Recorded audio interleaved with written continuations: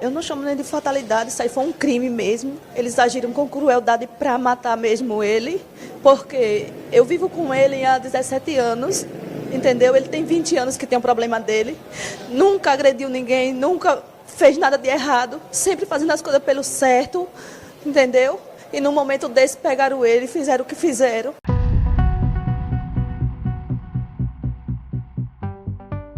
A voz é da Maria Fabiana, viúva do Genivaldo de Jesus Santos, que perdeu a vida após uma abordagem da Polícia Rodoviária Federal em Umbaúba, no litoral sul de Sergipe.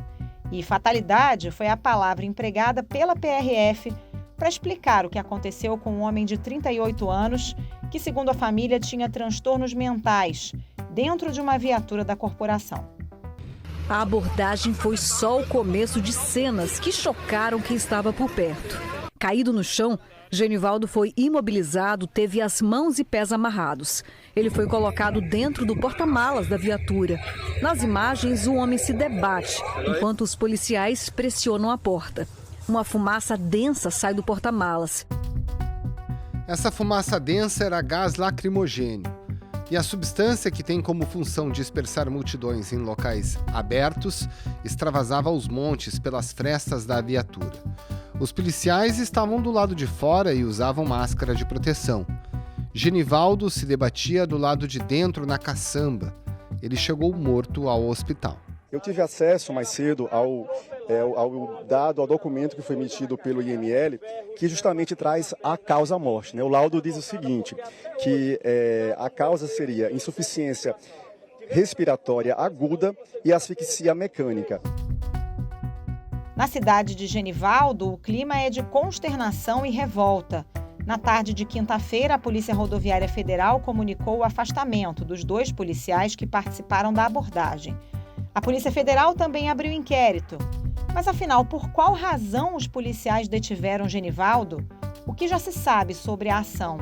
E por que nada nessa abordagem pode ser considerado normal? Esses são os temas do Ao Ponto desta sexta-feira. Eu sou o Roberto Maltic, estou com a Carolina Moran. Nesse episódio, conversamos com um repórter da TV Sergipe, afiliada da Rede Globo, Anderson Barbosa, que conversou com os familiares e acompanhou o enterro de Genivaldo. O coronel reformado da Polícia de São Paulo e especialista em segurança pública, José Vicente da Silva, analisa a atuação dos policiais. Fique com a gente. Anderson Barbosa, em primeiro lugar, conta pra gente onde se deu essa abordagem exatamente ao Genivaldo e de qual crime ele era acusado nessa abordagem. Pois é, essa abordagem aconteceu no município de Umbaúba, que fica na região sul do estado de Sergipe, já na divisa bem próximo ao estado da Bahia. Essa abordagem aconteceu no final da manhã da quarta-feira e simplesmente pelo fato de Genivaldo estar transitando numa motocicleta sem o capacete. A Polícia Rodoviária Federal fez a abordagem, parou, né, e ao fazer a abordagem, segundo testemunhas, Genivaldo ficou um pouco nervoso, explicou, né, tentou explicar a situação e houve um desentendimento entre a polícia e o próprio Genivaldo. E aí, segundo a população que estava acompanhando, a polícia teria, na tentativa de conter o nervosismo do Genivaldo, foi feita uma abordagem um pouco mais à força, falam em uma abordagem truculenta, né, e assim que ele foi detido, algemado, ele foi colocado na viatura. E as imagens mostram claramente quando a polícia tenta fechar a porta da viatura e as pernas do Genivaldo estão do lado de fora, ele começa a gritar. Dá para ver também uma fumaça, né, provavelmente de um spray que foi colocado na viatura.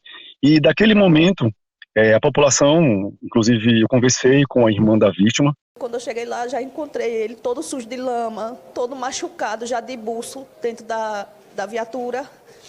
Quando eu encostei no carro, passei mal de tanto spray de pimenta que tinha.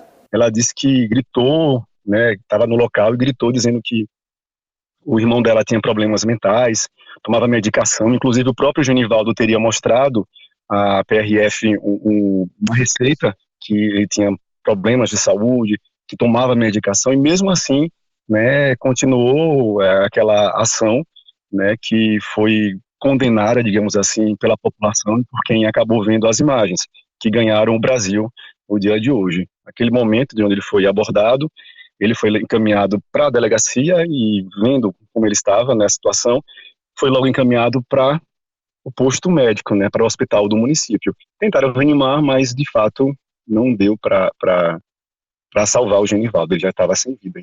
Essa fumaça toda que sai da viatura da Polícia Rodoviária Federal, já está claro o que era aquilo? Era um gás de pimenta, gás lacrimogênio? E pelas imagens parece que a ideia era mesmo deixar ele trancado lá dentro com aquela fumaça toda, né? Exatamente, o que foi dito pela própria polícia, né, que foi uma forma de tentar conter, né, o Genivaldo, já que ele estava muito agitado, né. A PRF, na verdade, acabou de admitir, agora há pouco, né, que os policiais usaram esse gás lacrimogênio durante a abordagem, né, da vítima, do Genivaldo, né, e inclusive hoje pela manhã, quando eu estive com a família, eu também tive acesso ao laudo do IML, que justamente traz a causa-morte, né, que seria uma insuficiência respiratória aguda com asfixia mecânica, né, possivelmente, o que vai ser dito mais tarde, um laudo um pouco mais profundo, tenha sido causado aí, possivelmente por esse gás. Tanto é que eles estavam com máscaras de proteção justamente para gás lacrimogênio, né? Agora você esteve no enterro, né, do Genivaldo. O que os familiares relataram, os amigos também, sobre os apelos que foram feitos aos policiais no momento da abordagem, afirmando que ele tinha problemas psiquiátricos, né, afirmando que ele iria morrer. Qual foi a reação dos policiais pelos relatos que você recebeu? Olha, foi uma cena muito triste. Eu cheguei na casa da mãe do Genivaldo, que fica no povoado, de uma cidade vizinha de Santa Luzia do Itaim, povoado Mangabeira, e lá a comunidade estava totalmente consternada. O povoado parou literalmente para prestar aquela última homenagem ao Genivaldo. Todo mundo dizia que ele era muito querido pela comunidade, uma pessoa tranquila, né, os problemas mentais que ele possuía não traziam problema nenhum para a comunidade, era uma pessoa simples, tranquila, né, e muito querida por todos. Eu colhi vários depoimentos de amigos, pessoas próximas, e todos disseram isso, que ele era uma pessoa tranquila, que ele nunca passou por algum problema que interferisse na vida comunitária. Pelo contrário, ele era muito carinhoso, muito bondoso com todo mundo. E a irmã dele, que inclusive esteve no local no momento que a ação da PRF aconteceu, ela falou para a nossa equipe que gritou, né, gritava, pedia para a polícia parar de fazer aquela ação, na verdade, contra o irmão, porque ele tinha problemas de saúde, pelo amor de Deus, parasse. E elas, quanto mais gritava, era mesmo que nada. A polícia, inclusive, pediu para que ela falasse baixo, né, para que ela não gritasse, enfim, continuou a abordagem. Outras pessoas também fizeram a mesma coisa, e segundo os amigos e essa irmã do Genivaldo, a polícia não deu atenção, né, pelo contrário, pedia que a população se calasse e que eles continuassem a ação. Isso foi uma declaração que eu ouvi da irmã, que estava totalmente consternada. A mãe dele mesmo, uma senhora de 74 anos, lavradora, mal conseguiu falar com a gente, né, e o sentimento da comunidade, todos ali, era de justiça, né, pedindo o tempo inteiro justiça. Justiça! A família quer justiça! Os moradores de Baúba querem justiça! Todos queremos justiça! Eles acreditam que houve uma truculência, uma forma muito dura na ação da PRF, um exagero na forma como o Genivaldo foi abordado, e a comunidade está sem acreditar no que aconteceu, né? A mãe do Genivaldo chorou bastante o tempo inteiro durante a nossa conversa. Ela mal falava, de cada 9 palavras, né, 8 eram de pedido de justiça, dizendo que o filho era uma pessoa muito querida, não tinha problema nenhum, que ela estava inclusive preocupada, né, com o futuro do filho que o Genivaldo deixou. Ele teve um relacionamento, estava há cerca de 2, 3 anos separado, e tinha uma criança, um menino de 7 anos. Então, a comunidade estava muito consternada, muito sem acreditar no que tinha acontecido, porque eles falaram o tempo inteiro que o Genivaldo era uma pessoa de um coração imenso. A Polícia Rodoviária Federal divulgou uma nota dizendo que o Genivaldo reagiu, precisou ser contido e que depois foram empregadas o que a polícia chamou de técnicas de imobilização com o uso de instrumentos de menor potencial ofensivo. Essa continua sendo a versão oficial? A última nota que eu tive acesso da PRF justamente fala sobre isso, né? Eles estavam exercendo um papel, né, que inclusive abriram uma investigação para ver se houve algo a mais, mas segundo a nota realmente é isso, a polícia teria empregado as tratativas comuns de qualquer abordagem, e eles relatam de fato que o Genivaldo teria, né, reagido durante essa ação. E nas imagens realmente dá para mostrar ele um pouco nervoso, né, diante daquela situação, ele pedia socorro, ele gritava, ele dizia que não entendia por que estava naquela situação, e, enfim, realmente essa versão está mantida até agora, né, a PRF continua afirmando isso, a gente inclusive está aguardando novas notas, né, novos pareceres da PRF sobre esse caso. Foi uma tortura, um assassinato, uma grande covardia. Bom, além da consternação dos familiares e amigos, tem revolta, né? As pessoas estão fazendo protestos, né? Olha, o clima em Umbaúba, exatamente no local onde aconteceu a abordagem, era de consternação, revolta, dor. O cenário, quando eu cheguei lá por volta das 11h30 da manhã, dava para ver ainda uma cortina de fumaça, de fogo, de canto a canto na BR-101, né, essa via que dá acesso ao estado da Bahia, e lá havia uma fila quilométrica, um grande congestionamento na BR-101, nos dois sentidos, né, de veículos que desde as 7 da manhã estavam parados, na tentativa de passar, né, mas a comunidade revoltada, pedindo inclusive o afastamento dos policiais, né, e a comunidade falou que só sairia de lá, só iria liberar a via quando a PRF afastasse os policiais, né. Eu saí de lá por volta da 1h30 da tarde, a situação continuava tensa, o Corpo de Bombeiros chegou até o local para apagar o fogo, eles não permitiram o acesso do carro do Corpo de Bombeiros até o local onde os pneus estavam em chama. Polícia Militar também no local, tentando negociar, mas não houve negociação, e somente às 3 da tarde é que eles conseguiram contornar a situação e a via, nos dois sentidos, foi liberada. Mas, de fato, era muita revolta, tem uma imagem muito forte que está aqui na minha cabeça, é a cortina de fumaça, o fogo, e um pano, um tecido branco que eles colocaram numa placa com o nome Justiça. Essa cena marcou bastante, assim também como o momento que o cortejo com o corpo do Genivaldo passou nesse local e foi muito aplaudido, o pessoal gritando por justiça, que queria justiça. Foi de fato uma cobertura. Eu tenho 16 anos de formado, né, trabalhando na área, e confesso que foi uma das coberturas mais emocionantes, né, desde o início, né, o contato com a família, aquele momento ali também da despedida dos amigos, a revolta da população pedindo justiça.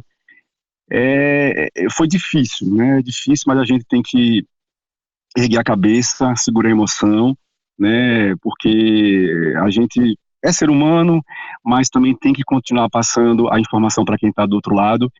E eu vi muita gente consternada. Para onde se olhava era um mar de gente seguindo, né, o cortejo, e cada um querendo dizer alguma coisa para os familiares, dizer uma palavra de conforto, e todos falavam justiça, justiça, justiça. Anderson Barbosa, muito obrigado pela sua participação, um abraço e um bom trabalho. Valeu, Anderson, um abraço. Abraço e até breve. Coronel José Vicente da Silva Filho, para a gente começar, qual o protocolo para o uso de gás, seja gás de pimenta ou gás lacrimogêneo, pelas forças de segurança? Tem alguma previsão de uso dessa forma num espaço confinado dentro de uma viatura da polícia? Não, o gás ele é específico para locais abertos. Esse é um cuidado excepcional, porque há pessoas que podem ter alguma intolerância, doenças pré-existentes, que podem ter complicações com o gás. Ele é especialmente recomendado, portanto, em locais abertos, onde o gás possa dissipar com muita facilidade e não ter uma concentração do gás que possa ser lesiva às pessoas. Isso geralmente costuma se utilizar quando há grandes turbas, né? Um grupo de pessoas, torcedores de futebol que saem do estádio, por exemplo. Então, o gás ele tem essa função de alguma maneira, desarticular o ânimo das pessoas que estão com esse ânimo agressivo. Além da cerca, há um controle forte. A polícia de choque foi acionada. Estão com gás nas mãos e quando alguém joga alguma coisa contra eles, eles revidam com gás lacrimogêneo. Esse caso de confinar e enfiar a pessoa no confinamento é um uso abusivo, da força policial, na verdade. Agora, dentro desse contexto, né, observando as imagens, né, Coronel, o que a gente percebe? Vidros fechados e uma tentativa, inclusive, clara, de colocar as pernas do Genivaldo para dentro da viatura. Lhe pareceu, de alguma forma, que aquele procedimento já era conhecido dos policiais? Olha, o que nós temos que entender é que policiais que trabalham no policiamento ostensivo, como é o caso da Polícia Militar, o caso da Polícia Rodoviária Federal, eles têm ou devem ter preparo, treinamento a respeito de imobilização de pessoas que estão perturbadas de alguma maneira, eles têm que levar a um local para transporte, e isso tem inclusive golpes que se usa para neutralizar a ação de pessoas com o mínimo de constrangimento ou mínimo de exercício da força que possa machucar a pessoa, né? O que nós vimos as cenas estão circulando, vários filmes que foram feitos, que os policiais primeiro demonstram inabilidade em fazer essa imobilização da pessoa, né? O indivíduo, no caso, é um indivíduo pouco alto, aparentemente não oferecia aquela resistência agitada, que é bastante frequente até, e os policiais acabaram perdendo o controle sobre a situação. Então, uma preocupação que sempre que um policial chega no local é controlar a situação e obter a obediência da pessoa, uma certa submissão, para que as coisas possam fluir com naturalidade, quer para buscar dados, documentais, identificação da pessoa, eventualmente para transportar.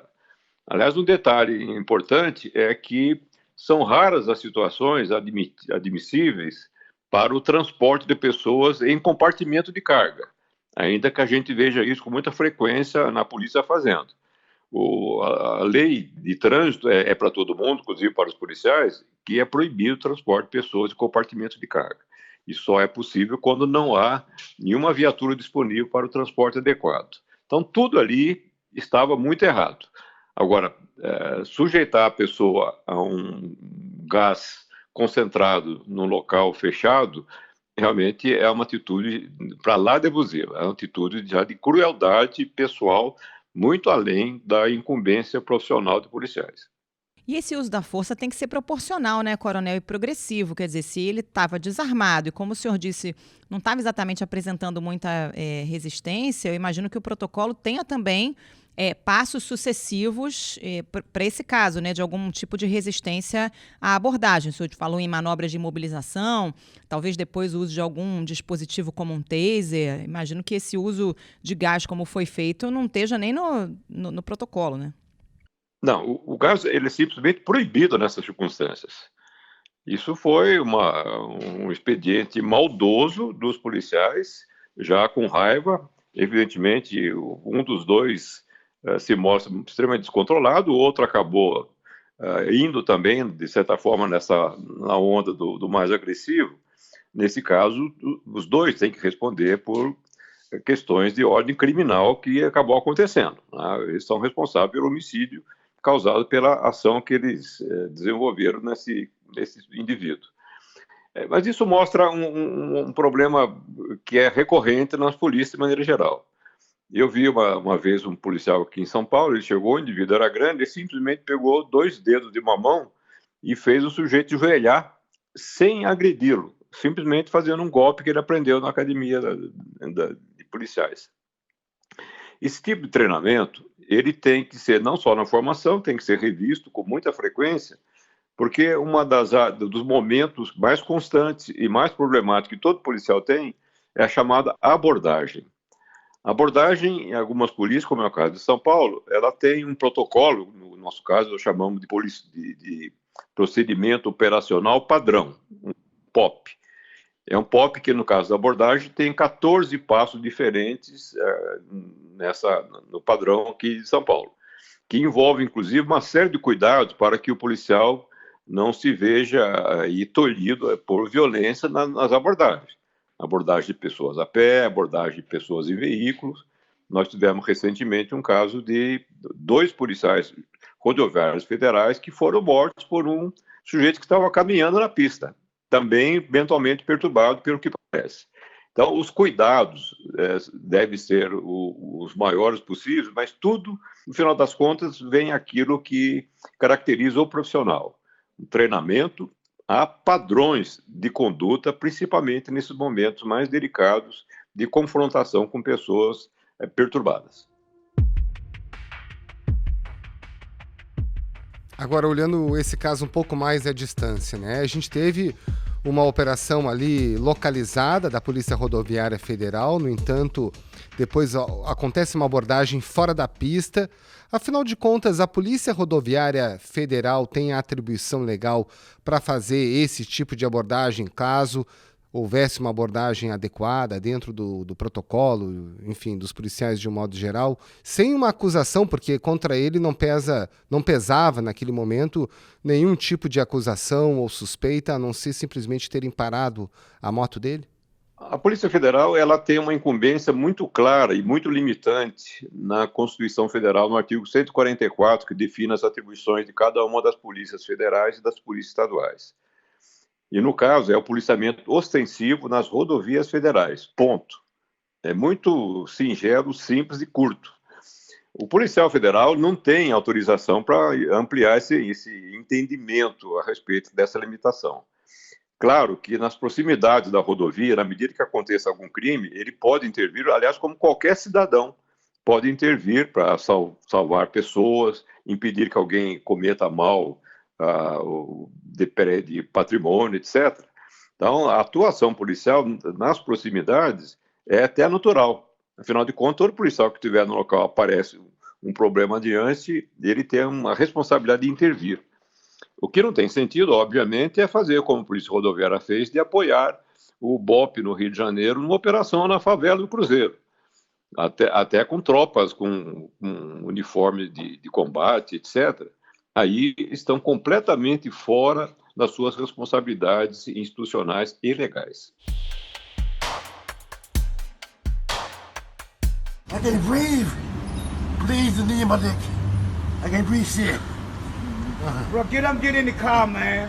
I will. Get in the car. I can't move. Coronel, por uma infeliz coincidência, né, esse episódio ocorre exatamente 2 anos depois da morte, do assassinato do George Floyd nos Estados Unidos, numa operação policial, né? Ele, um negro que recebeu uma imobilização com o joelho no pescoço até ser morto.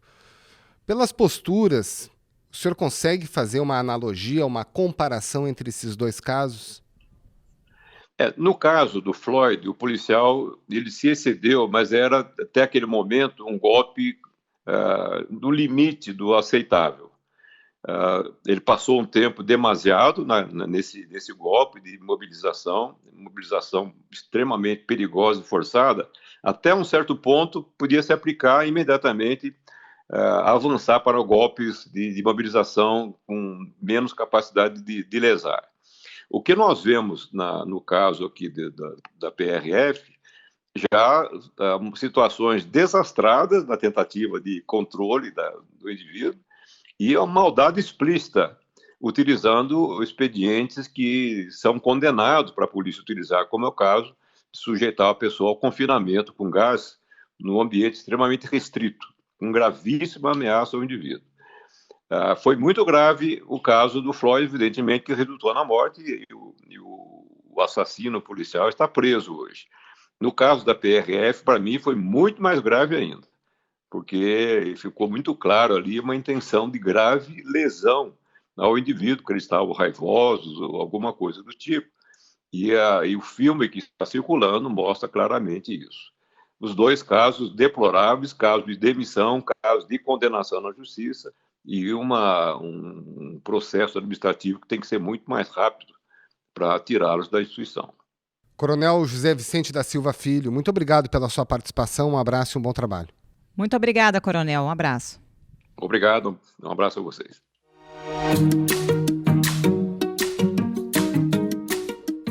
Esse foi o Ponto de hoje, o podcast diário da redação do Globo. Nessa conversa a gente conta com a participação de toda a equipe do jornal, as mesmas pessoas que levam até você informação e análise de qualidade todos os dias. Quer saber mais? Assine o Globo.